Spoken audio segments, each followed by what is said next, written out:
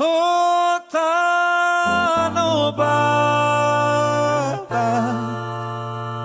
Ada orang yang fokus hanya pada bagian nangisnya, ada yang fokus pada bagian budayanya, ada yang pada landscape Danau Tobanya. Itu silakan saja, itu bisa-bisa saja semua kan. Nah persoalannya sekarang, ya yang kita bicarakan ini, pertama ketika saya tanya sama Pak Ais, kita tujuannya kemana? Ya kita mau objektif dulu untuk perbaikan ke depan, atau kita mau membuat film ini supaya orang lain ikut menonton gitu? Ya, bisa juga, bisa juga kan? Kita cari bagian-bagian bagus, ya kita angkat kontroversi, lalu orang, apa benar ya? Itu sisi lain yang mungkin tidak dipikirkan orang. Karena bisa aja ada yang bilang, ada orang kayak gitu, nggak tahu siapa, pokoknya mantu, ya bisa juga. Tapi biasanya itu kalau orang bule datang, nggak jelas orang tuanya di sana, ya sudahlah. Ya, tapi kalau masih di Indonesia, apalagi Batak, tentu masih bisa bertanya lah, bibit bebet bobot, orang tuamu siapa, di mana kampungmu, masih bisa ditanya kan, bukan langsung terus ngasih persekot gedung. Jadi ketika Saud bertanya begitu, aku bilang begini, sebenarnya aku suka lihat film itu dan aku sayang sekali kalau dia tidak berjalan di rel yang sebenarnya. Rel yang sebenarnya itulah melangkahi budaya-budaya itu, adat-adat itu. Ya, kalimat yang mengatakan bahwa tidak perlu adat mengatur, kata-kata lain ya, bahwa cukup jika orang yang mau dikawini mau udah cukup. Nah, kita ini kan lahir karena adat. Bandel-bandelnya kita masih tunduk dan patuh pada adat yang dianut oleh orang tua kita, kalaupun kita tidak punya. Dan adat kita itu kan datang dari orang tua kita, dari opung kita, dari leluhur kita. Itu yang kita jaga. You like it or not, itu harus kita jalani. Jadi tujuannya bagaimana agar film yang kemudian misalnya ada sequel, hati-hatilah, bikin judul yang pas. Kemudian perhatikan adat, pakailah itu. konsultan. Ya, password ini kan pantas untuk ditanya. Pak Isari, mungkin konsultan ini harus jadikan seperti konsultan politik supaya laku. Ya. Makanya kemarin itu aku menghubungi Pak Saud terus-terusan, nonton, aku bilang, udah saatnya nonton. Karena aku mau lihat banyak sekali kelemahan-kelemahan yang bahkan mungkin belum dia sampaikan di dalam film itu secara adat dan budaya. Tapi mungkin aja barangkali begini, karena kita menyorotnya itu budaya secara keseluruhan dari suku itu kan begitu. Entah mungkin ini kan hanya satu bagian daripada yang sudah menyalahi adat itu kan gitu. Jadi kita tahu Bang, setelah Pak Saud bicara, baru kita tahu bahwa ternyata ada yang dilanggar di sana, ada yang tidak benar. Dan itu ketidakbenaran itu kita pertontonkan kepada suku-suku lain di Indonesia. Celakanya mereka menganggap itu kebenaran, sedang kita menolak itu sebagai kebenaran. Itu yang kita sorot. Nah, itu yang kita lihat. Karena Satu generasi loh kata Bang Saud harus membenahinya. Ngeri juga itu. Kalau di sastra begitu, kalau kita salah itu memperbaikinya lama. Dan dengan preman atau silat itu salah tebas itu paling dibalas oleh kelompokannya lagi. Udah selesai di situ kan. Tapi kalau ini lama itu. Jadi kalau sampai itu tertanam ya, dan saya lihat, yang saya bicarakan tadi itu semua sebagian itu adalah yang saya tangkap di medsos ya. Ada sebagian besar yang bukan pendapat saya, tapi menurut saya ya ada benarnya, termasuk diantaranya soal yang disebut sulang-sulang Pahopu itu ya. Kalau cerita itu betul ya kurang pas gitu ya, walaupun ada orang pragmatis ya, jadi pragmatis ya, jadi adat itu dibuat menjadi sesuatu yang inhibitoris saja untuk formalitas, nilainya semakin berkurang ya. Tapi ya menurut saya sih kalau sudah diangkat ke film itu harus bisa jadi tuntunan, karena karya seni itu bagaimanapun bukan sekedar tontonan, harus bisa menjadi tuntunan. Jadi jangan orang belajar dari situ bagian dari jelek-jeleknya. Nanti ada, kebetulan saya mau menikahkan anak. September ini saya mau menikahkan anak. Lalu kemudian saya pikir itu film lucu-lucu saja begitu kan, karena orang wah lucu-lucu bagus ini. Saya suruh mereka nonton dengan calon ini. Dengan calon menantu ini. Dia kan sedang ada penggembalaan, istilah kita itu penggembalaan di gereja. Ya. Saya sampai ketemu pendetanya, saya minta tolong Pak, tolong pandangan gereja tentang adat disampaikan kepada mereka. Takut mereka bawa yang di film itu bahwa orang tanpa adat pun bisa hidup. Lalu perkawinan itu hanya butuh izin dari yang dikawini gitu. Lah. Jadi saya ingin Pak Pendeta ini memberi jawaban gereja tentang adat. Ya, Sampai saya titip itu, karena saya khawatir anak ini calon, ini mereka mau menikah September ini. Saya khawatir nanti itu membekas dalam pikirannya, udah apa itu adat, gitu kan? ya. Betul. Sampai saya bilang begini, kita diskusi di sini. Saya bilang, Dek, yang berpesta itu saya, bukan kau. Yang menikahkan itu saya, bukan kau.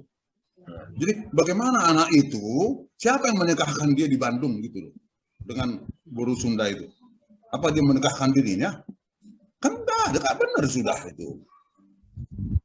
Kita yang menikahkan anak kita kan, bukan anak menikahkan dirinya sendiri. Gitu. Jadi anak itu tadi yang sudah kasih persetujuan guru, siapa yang menikahkan dia? Kalau bukan orang tuanya. Atau walinya kalau orang tuanya nggak ada. Antara lain itu. Jadi saya sampai minta ke pendeta, tolong anak saya ini mau menikah. Tolong beri jawaban. Apa sih pandangan gereja terhadap adat. Sampai begitu saya khawatirnya. Saya kira orang lain juga mungkin ada yang melakukan hal serupa. Dan saya bilang, jangan pernah coba-coba melawan kayak di film itu. Ya. Kita khawatir tuh, kasihan loh orang tua itu begitu digituin. Apa dasar Saud mengizinkan anak itu untuk nonton itu? Awalnya kan itu katanya cuma lucu-lucu. Itu, jadi karena kami belum sempat nonton bareng, ya udah kalian aja nonton deh gitu. Saya baca komentar-komentar, wah lucu-lucu, bagus, lucu, bagus. Ya, jadi, saya tidak menyangka kalau ada kontroversi macam itu di dalam. Akhirnya saya nonton, saya temui itu pendeta. Saya minta tolong jawaban gereja terhadap adat, tolong disampaikan pada anak-anak. Saya nggak mau dicek pendetanya, terserahlah. Tapi apa jawabannya? Ya, setelah habis kita berbicara ini kan barangkali, apakah ini tontonan ini pantas untuk kita pertunjukkan lagi kepada orang lain atau anak-anak kita? Ya tentu dengan pemahaman, bila perlu pendampingan. Tapi anak-anak muda sekarang mana bisa mau didamping-damping lagi Saud? Ya itu dia persoalan kita kan. Mereka lebih apa dengan cara berpikir mereka dibandingkan dengan cara berpikir kita orang tua ini. Nah, kan? bukan hanya orang muda, Pak, bukan hanya. Tapi setiap orang kan punya sudut pandang sendiri. Seperti Pak Luhut, misalnya tadi Pak Luhut, Pak siapa, Renat Kasali. Ada banyak orang-orang cendekiawan yang menonton itu dan bilang itu bagus. Tapi sudut pandang mereka kan belum tentu sama dengan sudut pandang kita ini. Kan begitu. Ada seorang guru SMA, di SMA favorit di Jakarta sini, ketika nonton dia berkomentar di Facebooknya, dia apa? 10 menit film itu diputar, saya sudah mau bawa anak-anak saya keluar. Kita tidak tahu apa. Dia bilang saya sudah mau bawa anak-anak kita keluar karena ini tidak pantas anak ngomong ke orang tua seperti itu atau apalah. Dia bawa anak-anaknya nonton.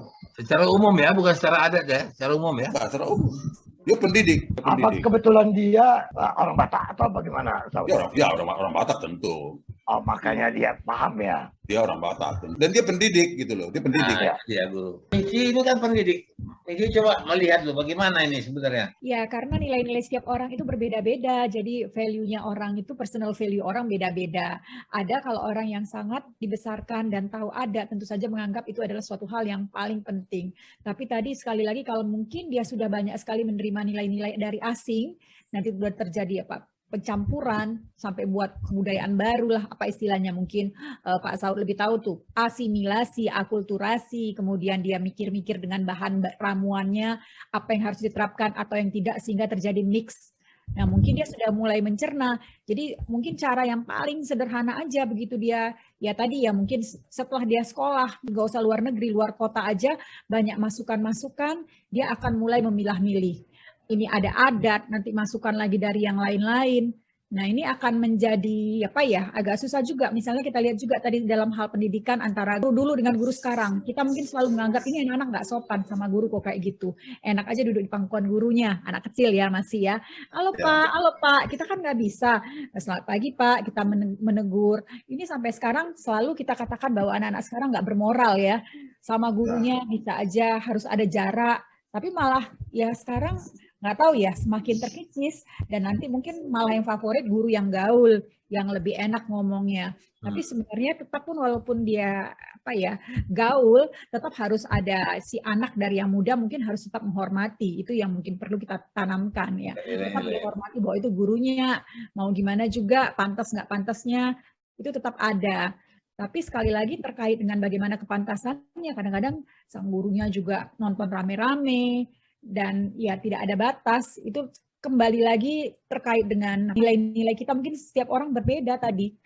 Sudut pandang kita juga berbeda mungkin. Mungkin kalau menurut saya itu ya. Kalau teringat halaman guru tadi itu kan barangkali Michi ya, saya termasuk barangkali yang kurang ajar juga, tak bermoral dengan guru. Karena dulu guru kimia saya itu paling susah untuk ditanya, pertanyaannya kan begitu. Sehingga akhirnya membuat kesal, saya gantung, dulu kan kaitannya Solex itu kan, ingat itu Solex ya, yang sepeda yang ditaruh mesin itu kan gitu. Nah, kita gantung, akhirnya dia keluar cari keretanya di mana, motornya kan gitu. Kita gantung. Nah, itu padahal itu kalau bicara soal moral itu tak bermoral itu kan. Tapi itulah keadaan itu yang membuat. Itu kenakalan remaja itu Bang. Tidak lagi remaja lah itu ya. Tapi banyak lagi guru yang ngajak kencan muridnya. Nah, yang gitu-gitu juga banyak sekarang.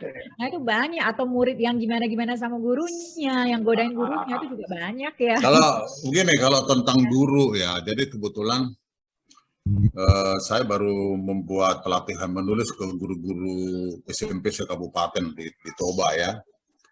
Saya ceritakan di situ bahwa pada masa saya, guru itu tidak membuat kita pandai. Tidak. Tapi guru itu membuat kita takut pada Tuhan, takut pada guru, takut pada orang tua. Guru itu hanya membekali kita daya juang, kegigihan, pantang menyerah. Tapi kita tidak pandai. Kita tidak pernah membaca, tidak pernah perpustakaan, tidak pernah ini. Baru setelah kita berangkat dari kampung sampai di Jakarta, ketika kita akan tes kemana-mana, barulah kita belajar sebenarnya.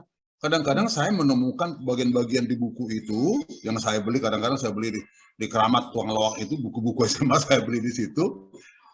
Saya menemukan bagian-bagian penting yang dulu tidak pernah saya baca, tapi kalau saya kok lulus gitu ya. Nah, jadi guru ketika itu hanya mengajarkan kita rasa takut, rasa patuh. Mungkin bukan itu yang diajarkan oleh guru sekarang, bukan rasa takut, justru bersahabat dengan murid, pemahaman, kemudian diberi kecerdasan gitu ya, kecerdasan pengetahuan. Jadi itu mungkin sudut pandang saya yang saya alami, karena saya rasakan betul bahwa salah satu contoh saja, itu merokok, ketahuan habislah kita. Seolah-olah itu dosa besar pada Tuhan, kemudian orang tua, guru. Wah, itu kalau sekarang kan merokok, guru sama murid ya mungkin sama-sama. Jangan singgung-singgung rokok lah Pak Saud.